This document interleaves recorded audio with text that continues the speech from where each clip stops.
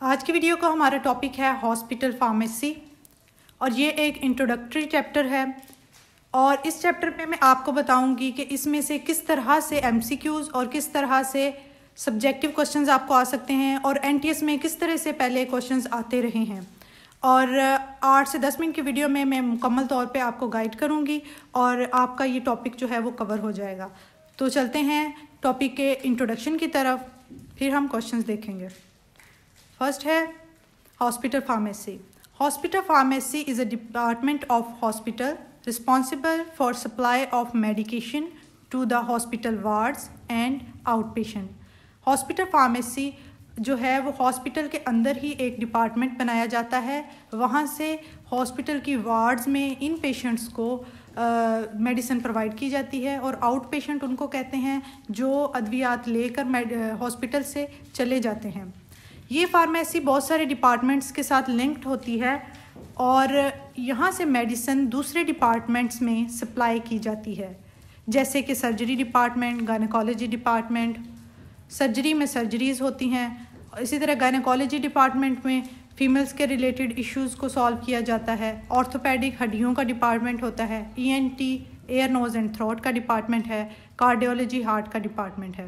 ये different department हैं जो हॉस्पिटल में मौजूद होते हैं और इन डिपार्टमेंट्स को मेडिसिन हॉस्पिटल की फार्मेसी ही प्रोवाइड करती है। इसमें से आपको जो सब्जेक्टिव क्वेश्चंस हैं वो इस तरह से आते हैं कि आपको इन डिपार्टमेंट्स पे नोट लिखने को आ जाता है या हॉस्पिटल के डिफरेंट सर्विसेज पे आपको नोट लिखने को आ जाता है। तो सारी सर्विसेज इन्हीं डिपार्टमेंट से रिलेटेड हैं और इन्हीं डिपार्टमेंट्स को आपने एक्सप्लेन करना है अपने बुक के सिलेबस के अकॉर्डिंग।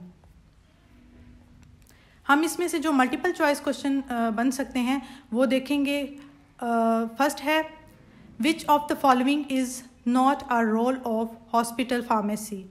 ए purchase medicine, B supply medicine, C drug delivery, D drug administration.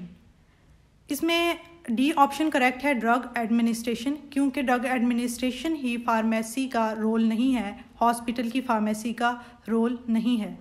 बाकी जो मेडिसिन की परचेज़ है और सप्लाई है और ड्रग डिलीवरी है, ये तीनों काम हॉस्पिटल की फार्मेसी में किए जाते हैं। नेक्स्ट है the services that deal with blood products and their suitability according to the patients.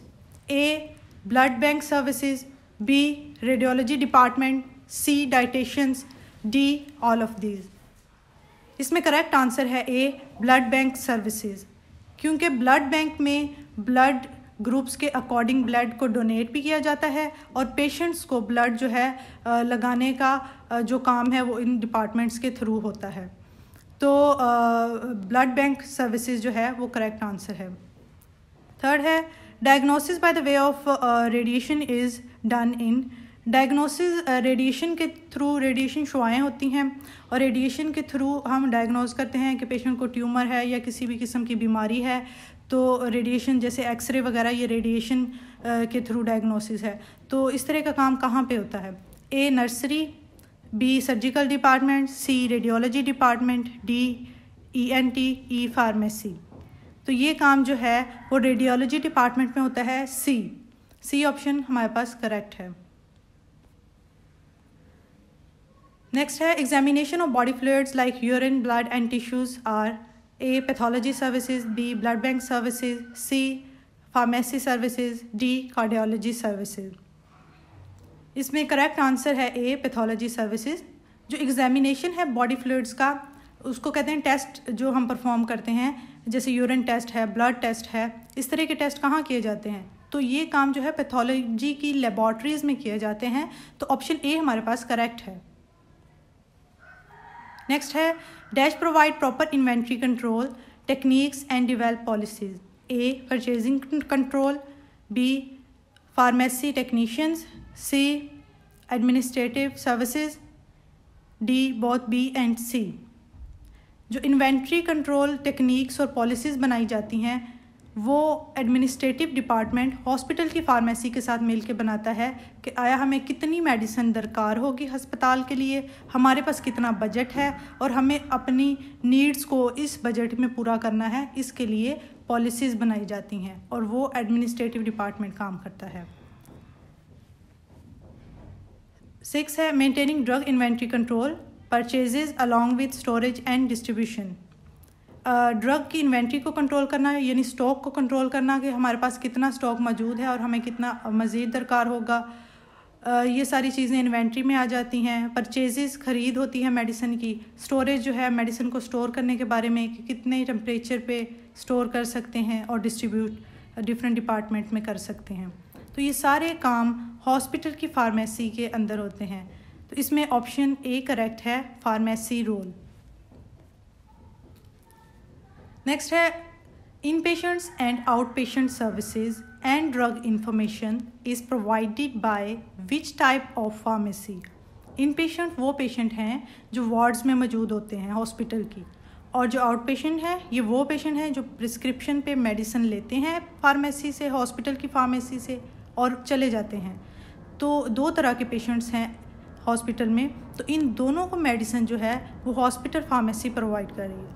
इसमें डिफरेंट ऑप्शंस आपको दिए गए हैं कंफ्यूजिंग के लिए। फार्मेसीज़ भी डिफरेंट दी गई हो सकती हैं, जैसे रिटेल फार्मेसी है, कम्युनिटी फार्मेसी है। तो इसमें जो करेक्ट आंसर है वो हॉस्पिटल फार्मेसी है, क्योंकि हमारे पास जो इन पेशेंट हैं वो हॉस्पिटल के अंदर मौजूद हैं, तो हॉस्पिटल की फार्मेसी ही उनको मेडिसिन प्रोवाइड करेगी।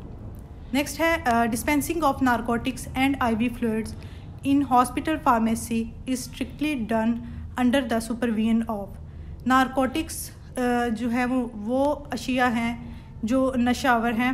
इसी तरह IV फ्लूइड्स वो फ्लूइड्स हैं जो बेहोश पेशेंट को देते हैं, जो अपने होश में नहीं होते या वो फूड नहीं ले सकते, तो उनको ड्रिप्स की शक्ल में फूड दी जाती है। तो इनकी कैलकुलेशन होती है और ये कैलकुलेट करके फार्मासिस्ट जो है IV फ्लूइड्स बनाता भी है।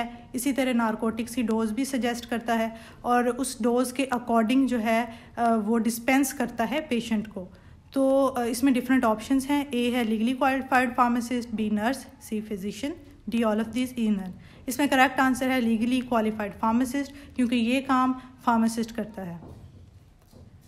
नेक्स्ट है head of hospital pharmacy is A nurse, B legally qualified pharmacist, C pharmacy assistant, D surgeon, E LHV। जो फार्मेसी होती है हॉस्पिटल की उसमें हमेशा फार्मासिस्ट ही उसका हेड होता है।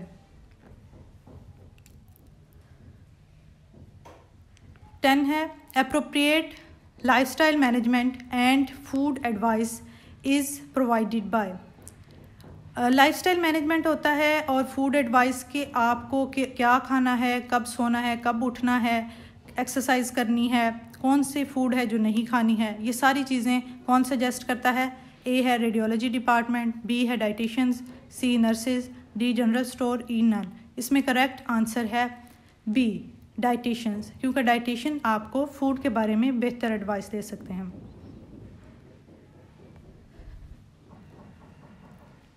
अगर वीडियो अच्छी लगी हो तो लाइक कर दें और सब्सक्राइब कर दें और अपने साथ के क्लास फेलोज से शेयर करें।